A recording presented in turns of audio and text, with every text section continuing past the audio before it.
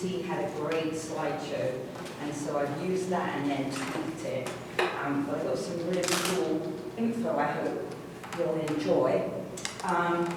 But I need to ask you, because it's too long a lecture to get done just today, unless I really rush it.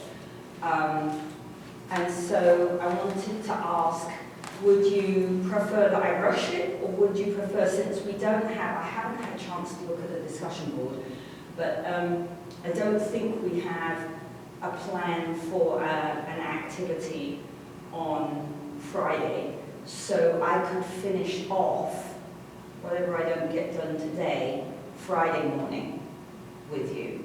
So can I have a vote on which you would prefer me to do? Can you put like a hands up or something? Is there a little hand up to vote? Okay, so you're saying split it and do some on Friday, right?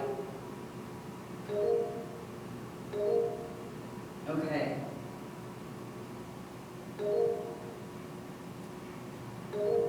Oh, good, okay. All right, so it looks like we have a majority of people wanting it split, so I'll take it a little bit slower, and then we'll finish it off Friday morning. Okay, I like that idea. All right, so we go over here. And I've got lots of web links and things that aren't set up because I was running late, because I was still writing this morning. So that's good. We'll have time to go and look at some of those as well.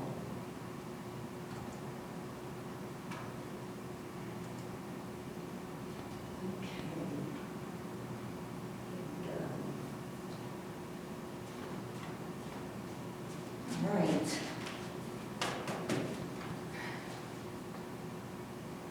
Okay. So that apparently is what this little thing looks like. Looks like a fuzzy little dog ball to me, but it's obviously a lot more evil than that. So that's some of what we're going to be covering. I haven't updated that, there's a bit more than that. All right, so here's what we found. All right, so coronavirus isn't just what we're dealing with right now. The coronaviruses are a larger family of viruses that are common amongst lots of species of animal, and often they are transmitted by bats feeding off of animals and things, from what I understand. In humans, a coronavirus is also responsible for the common cold. So there's 4 known different coronaviruses globally that cause common cold symptoms. But also, you may have heard, I think you guys are probably too young to actually remember a lot about it, but we had the SARS and the MERS problems, epidemics, I think. I don't think they were quite classified as pandemics, but they were pretty bad in certain areas of the globe. And now we have this coronavirus disease 2019. Okay, so these animal coronaviruses then, rarely, there's more of them than this, so it's pretty rare that they actually get transmitted to people, which appears to have happened here.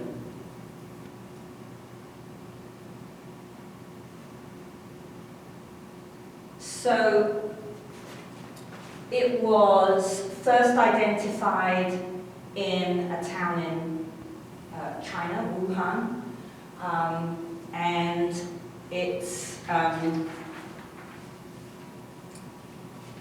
a novel, new, brand new virus in humans, and the actual virus is a SARS-CoV-2, and it seems as though what happened is the initial outbreak was linked to a big market in Wuhan where there was seafood and live animals being sold, and so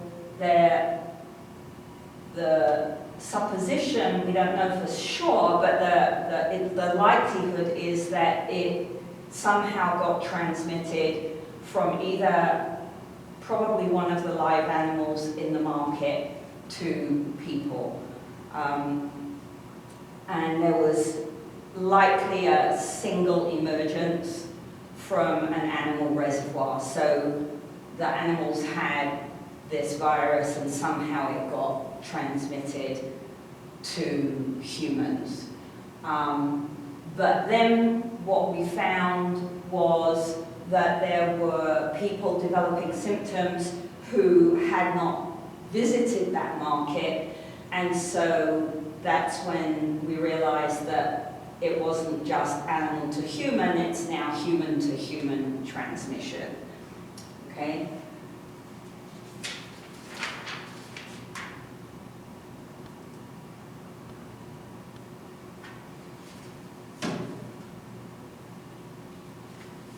So, small droplets. So when you breathe out, if you think about standing in front of a cold window or even just breathing on your hand, right? When you breathe out, there's moisture in your breath that is being got out of the body, right? So part of it is to make sure that it keeps the lung tissue and the bronchioles healthy because they're very delicate, and so it's important to keep them moist. Right? So if you breathe onto a cold window, you get condensation on there. Right? So we know that there's this fluid, there's water in our breath. And so what's happening is that the did you have a question, Kendrick? Sorry, I just forgot to put the hand down. Oh, okay. To put it up. No problem, no problem. So what's happening is that the virus is getting transmitted from another person through these small, little tiny droplets of water in our breath, right? So when I talk, if I sneeze or I cough, but just talking they've got some really cool video where they film it kind of in color, and you can see just talking that there's water droplets flying out of my mouth, right, that we don't recognize, we don't see them, they're small. And so these droplets can land on another person or on objects and surfaces, all right? Or if we cough and then we've got, we may be coughing saliva, that's going to be contaminated as well, all right?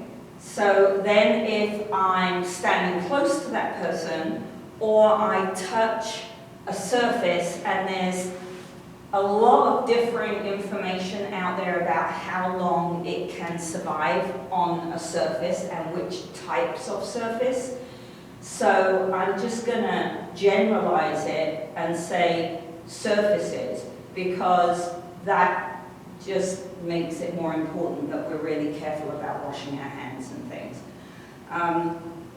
So I can catch it by touching a surface, not through my fingers, but then if I have an itchy nose or my eye is scratching, right, then I can transmit that virus through a mucous membrane into my body, all right?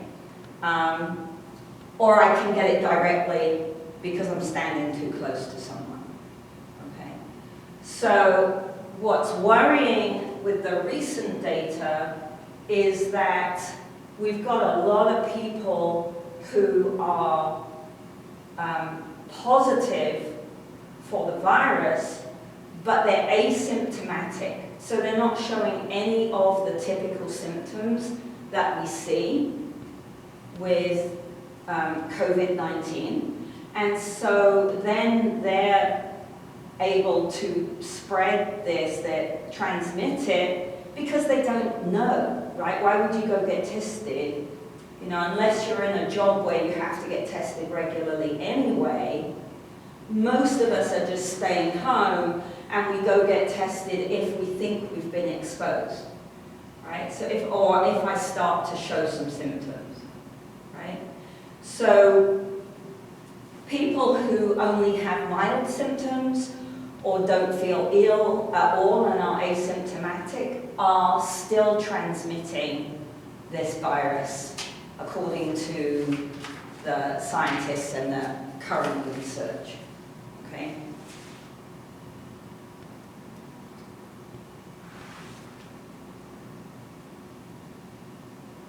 So it's a relatively short range that it can be transmitted in the air. So things like measles have a long transmission range. So I can be like way over the other side of the room, and if there's someone that has measles, I can still catch it. Like it swims around in the air.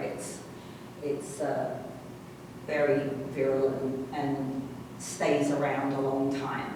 So that doesn't seem to be the case with coronavirus, which is a good thing, right? It's a relatively short transmission, and what I couldn't find yet, because I'm going to keep looking now because this has got me really interested, is like how long do the droplets hang in the air for? Because I think that would be quite interesting, especially like when you're walking around in an enclosed building. If someone walked down the corridor 10 minutes ago, is that corridor still likely to be holding droplets of water, or are they all on the floor now? Right? I have no idea. I couldn't find that info. So short range is the problem, which means that any time we're in a crowded room, or one of the problems is, you know, what do you do in a hospital where you've got medical wards where people are close together in beds, or somewhere like this classroom that has no windows, ventilation is very poor, right? And so if you're interested in the situation within the health vector, there's a lot more to this area on the CDC website about how do we manage hospitals, health clinics, and things like this. What are the kind of protocols and procedures that we're doing there?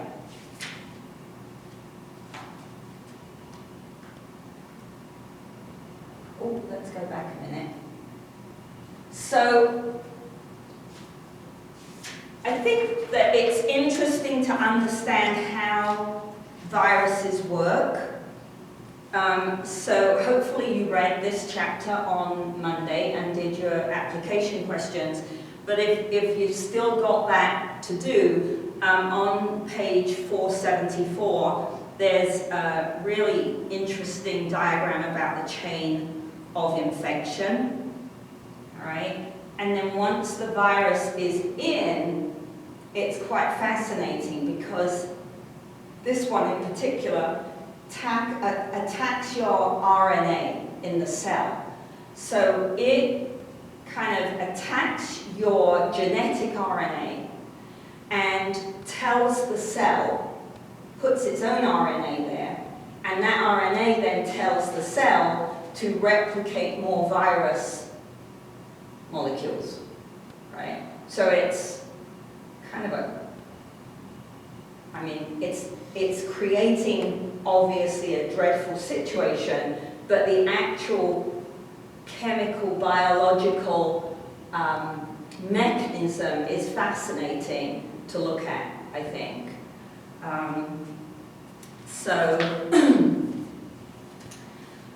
Let me then, because we decided on Monday that we particularly wanted to look at the whole global. So this is the link, but it won't work if I click on it here. So I'm going to go to my PowerPoint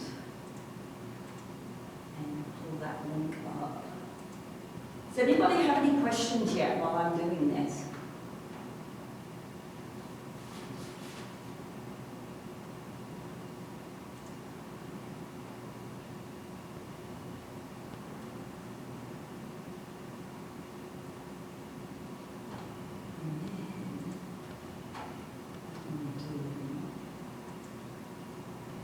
Elizabeth, did you have a question, or was that just a hand up from before? Let's see if I can share this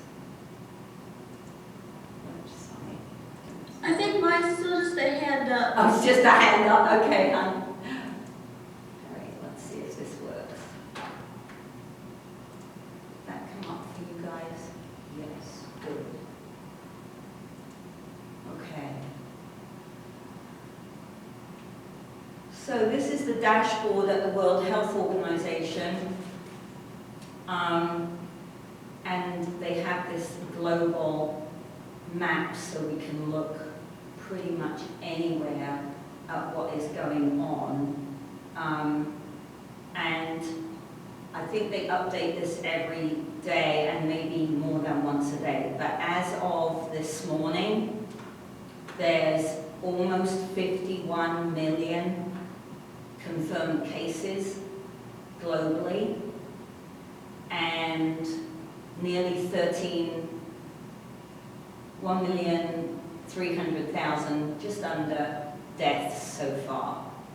So we're heading towards 1.5 million deaths. And this is, remember, this is confirmed and reported. So you've got to think that probably the picture is worse than this, because there are many areas of the globe where there are, populations of people who don't live near a health clinic, right? So we don't know for certain. They may be getting sick and it's not getting reported. So my guess is that the true picture is probably even a bit worse than this, unfortunately. But what's disturbing, I think, is that there's like two. What's this one? That one isn't reporting, maybe. That's not Spain. So that country in Africa appears to have no report. So, for example, if there's no report, then, if everywhere around it has coronavirus, then it's unlikely that this country, and I ought to know what that is, but I don't, that this country doesn't have coronavirus. That would be highly unlikely, all right? So we've got one here. Turkmenistan has no confirmed cases and no deaths. Not sure, again,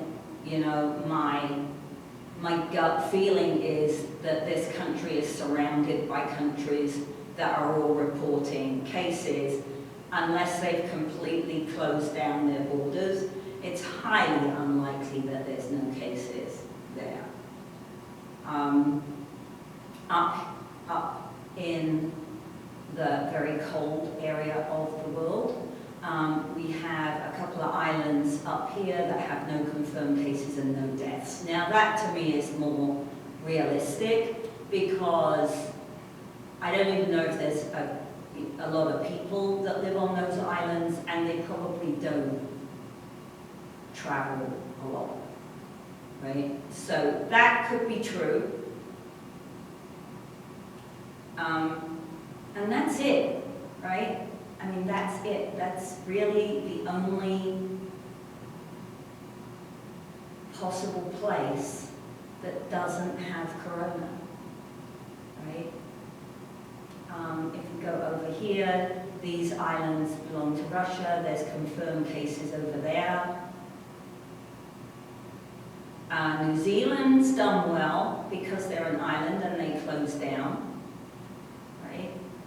UK, which is about, it's kind of similar size to New Zealand, is doing horribly. And we're an island, right? I don't know why we're doing so badly. I suspect it's for similar reasons as here, that people are just not following protocol. Right? If you scroll down on this page, they have some other graphics. So depending on what your interests are, you can scroll down. The situation by country or territory, the US is way ahead of any other country in confirmed cases. Again, being an island, it really frustrates me that the UK is in this top group because we're an island. We should have been able to control it a little bit better, right? But, when you're looking at countries that border another country, then that's a lot more harder to control. Okay? So, yeah. Let's look at Canada. Canada's doing quite well, really, considering the size of it. But its population density is probably quite small. So, hopefully that answers some of your questions. Anybody want to look at a particular country?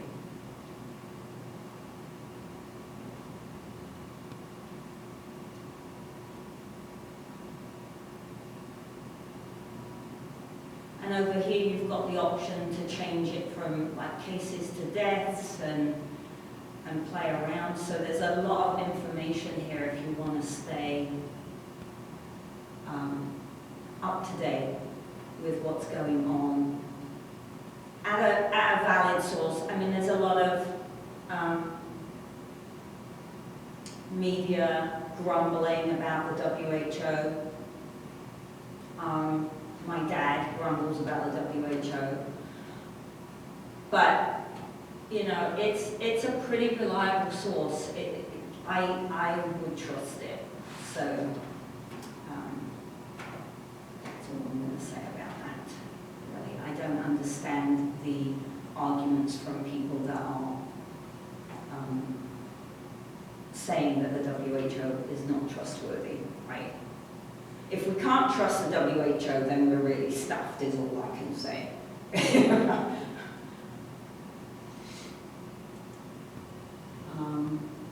back to, let me find the questions.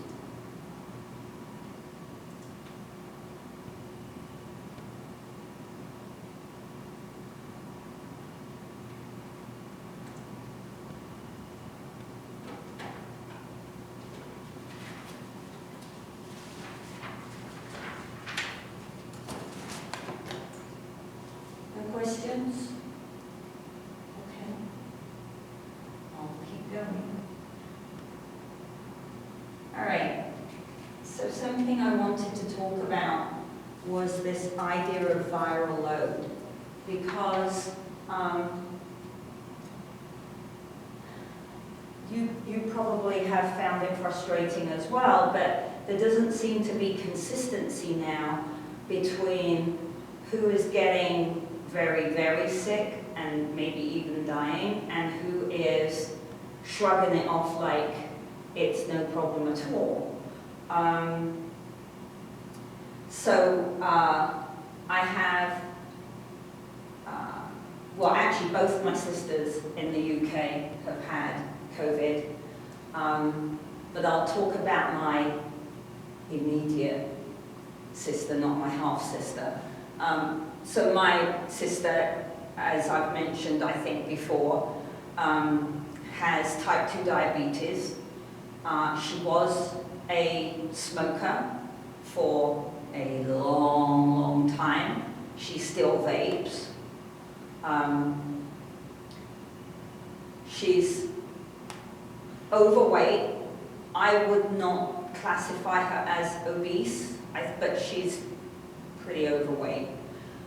She eats really healthy, and she's pretty good more recently, not when she was younger, but certainly in the last 5 years, she has made a concerted effort to be more physically active. So she tries to go for a walk for half an hour, 45 minutes every day. Or she also loves her garden, so she does a lot of gardening, a lot of lifting in the garden, a lot of planting and bending down and standing up. So she's much more physically active than she ever has been in her life. She caught the coronavirus back at the end of February, beginning of March, even before we really even knew that it had spread to anywhere other than Italy. And I'm not even sure if they had identified Italy at that point. So she didn't know she had it. She thought she had a really bad chest infection, went to bed for a few days, took care of herself, had lots of liquids, pampered herself a little bit. Same with her husband, although he's more risky than she is, I would say. And she is fine, right? The only lingering issue that we know of at the moment is that she still can't smell things properly. And back when it happened, she said, well, I've lost my sense of smell. And I said, well, that isn't a symptom. Like at that point, the loss of taste and the loss of smell was not on the list of symptoms. So I kept telling her, oh, you don't have it, you don't have it. Well, she tested for antibodies and she tested positive, so she definitely did have it, right? But here's someone who, given her health status, should have been pretty ill, right? And she was poorly for about 4 or 5 days. I mean, she was in bed 4 or 5 days. She has to be pretty rough to go to bed, so she was really not very well, but not ill enough to go to the hospital, right? Then I have an athlete who is at home with her parents at the moment, and she caught the virus in June. And so here's a young lady who's fit, in shape, we would think relatively healthy, and she's still really, really, really unwell, right?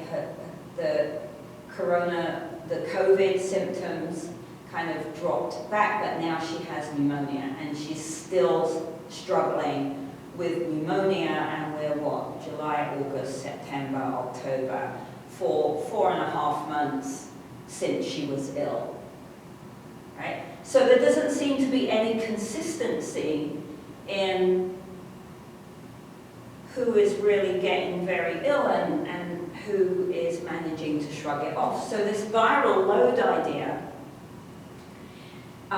seems to be, at the moment, this seems to be the key that they're looking at is an individual's viral load.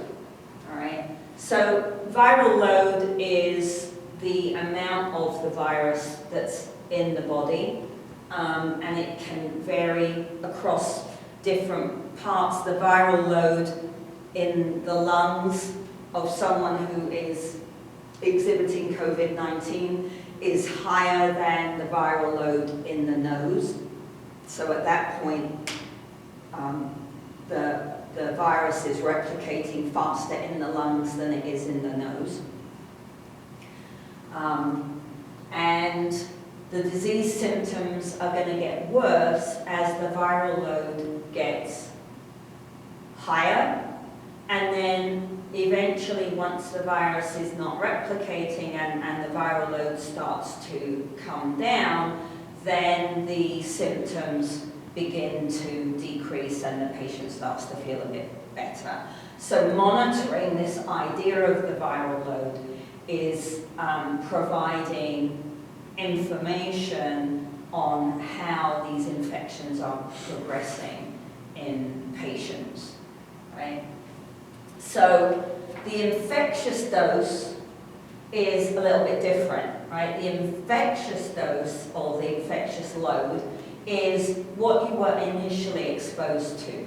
So did you get a very small exposure that was very short in time, and your immune system is very strong, right? Then in that case, it's likely you're able to fight the virus off and not get sick, right?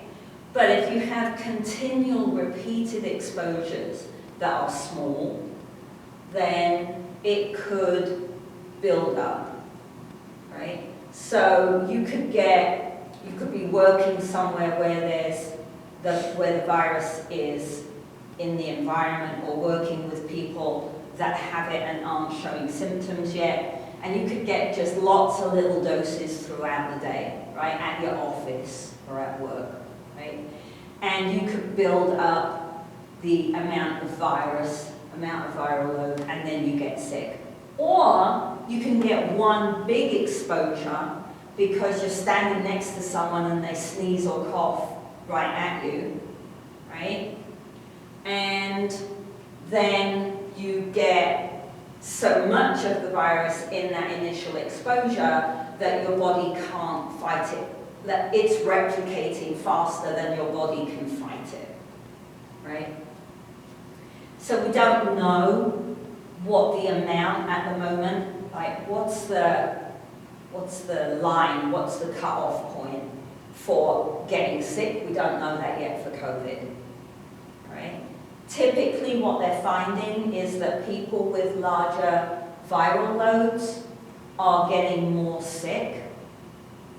So that's as far as we know. You know, I'm trying to be as honest as possible here with what I have found, and I'm using sources that I trust to be valid and true, but still, we don't know enough about this yet, right? So this is the picture as of today that I could find.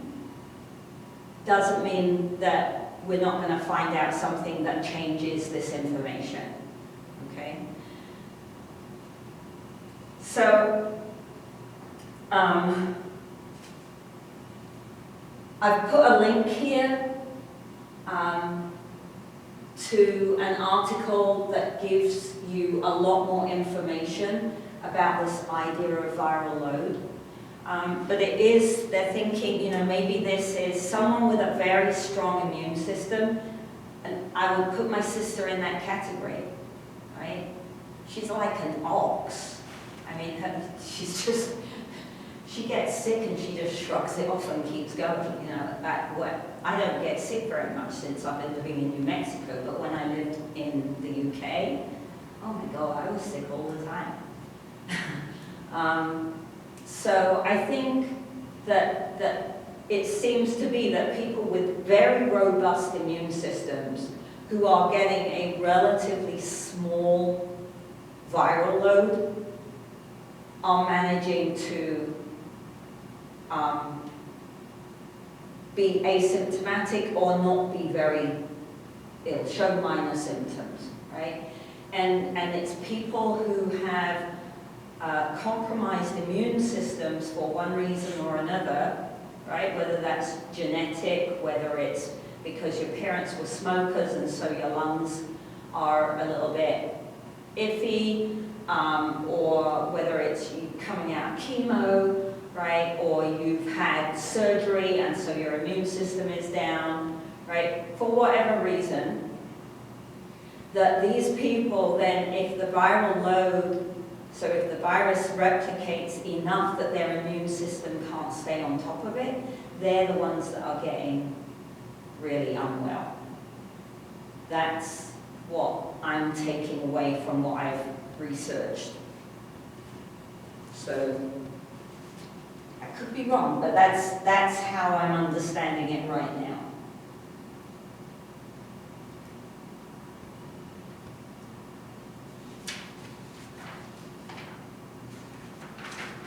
Okay, what have we got here to go? Okay, keep going. Okay, so hopefully you know the symptoms, but I'm going to run through them quickly, all right? A fever or getting the chills, a cough. So you've got to be careful with the cough idea, right? Because people are, indicating a cough and they're going, oh, I'm not sick, I just have a cough, or maybe I've got a cold, right? But it's important to pay attention to the cough, particularly if it's one of a couple of symptoms that you're showing, right? Difficulty breathing, headaches, nasal congestion, muscle or body aches, sore throat, loss of smell or taste that's relatively new, right? And possibly diarrhea, although that's only a few patients are showing diarrhea. So you've got to look at this list and go, okay, well, I could have a cold, right? Or I could have the flu. Or it could be COVID, right? So if you're indicating any of these symptoms, it's really important at this point in time that you go and get tested, right? Because we've got to start catching it sooner, right? The symptoms are typically mild to start with, and then they gradually get worse and worse and worse, okay? As I said, some people get infected and don't show any of these symptoms, so they're a problem because they're wandering around transmitting it to other people and they don't know that they're sick. We've also got people, I might add, and on campus, right, who know that they have been exposed, have been tested and are waiting the results of testing and are coming to work, right? That is totally irresponsible, okay? That is just unacceptable. So, as soon as you indicate any of these, don't think, oh, it's a cold, I'm fine. Go and get tested, all right? Because the sooner you get tested, the sooner you can stop transmitting it to other people. Right?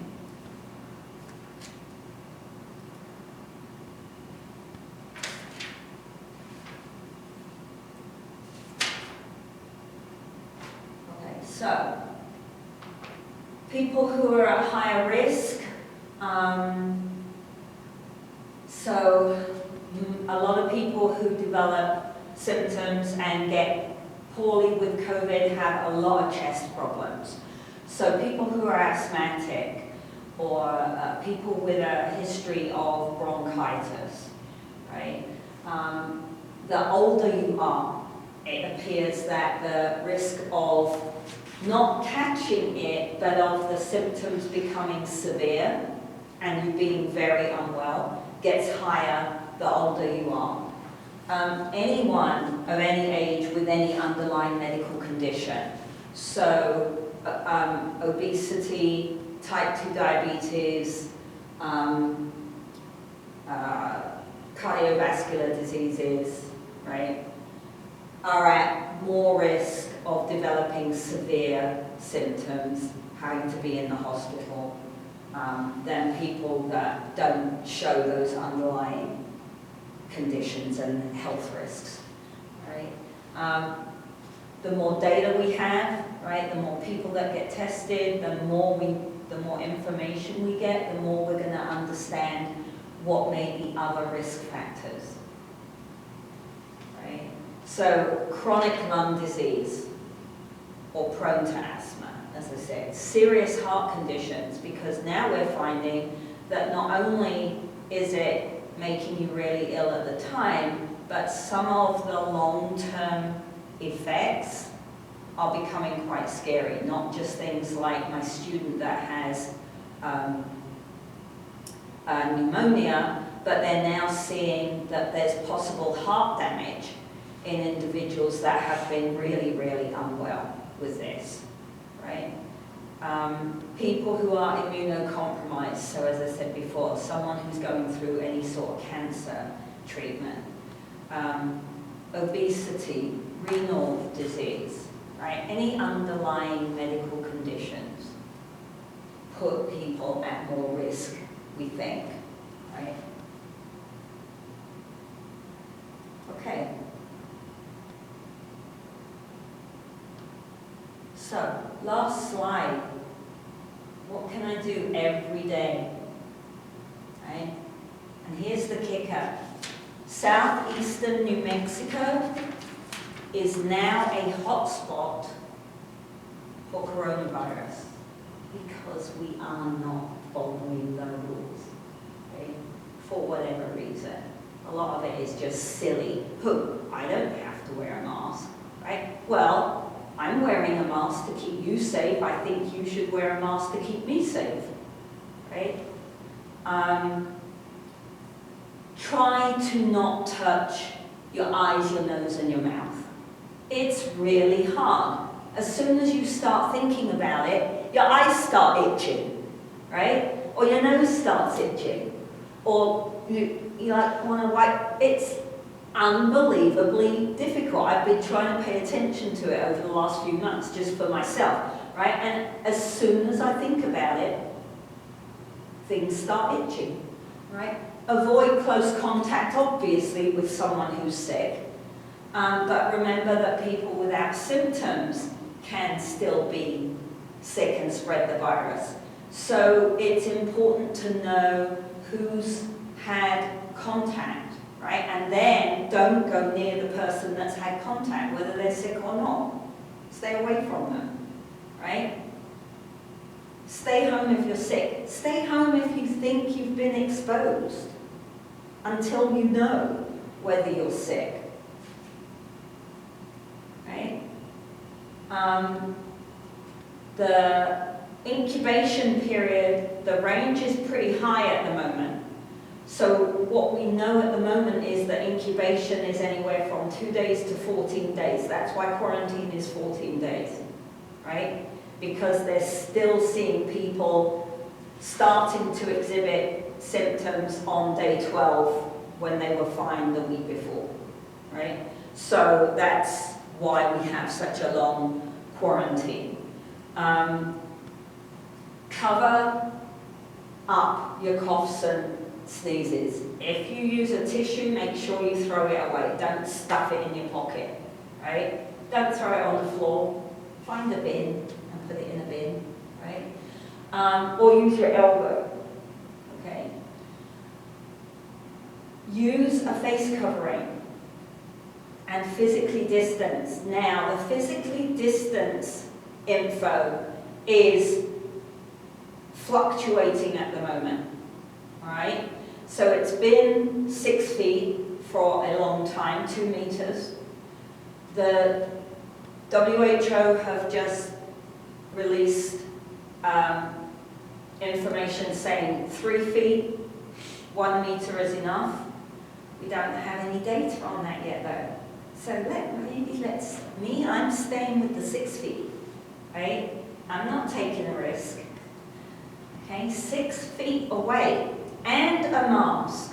Not 6 feet away, oh, I can take my mask off, right? You've got to do both of them. Socially distance and wear your mask, unless it's a family member, right? Try to really follow these. Wash your hands constantly, all right?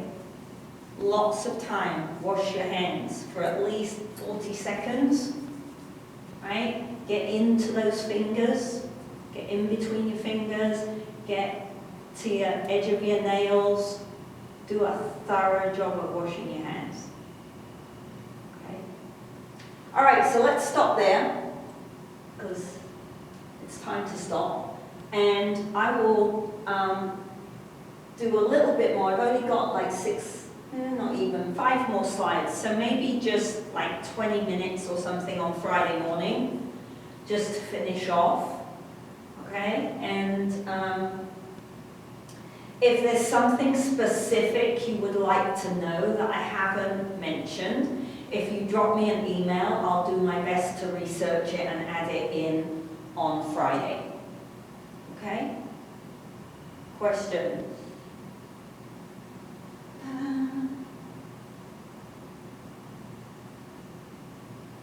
No? Okay. Well, have a lovely day. If you're over here in Portales, it's going to be sunny and not windy today. So get out and enjoy it while you can, because I think the wind's coming back at the end of the week. So make the most of it. All right? Okay, have a nice day. See you Friday.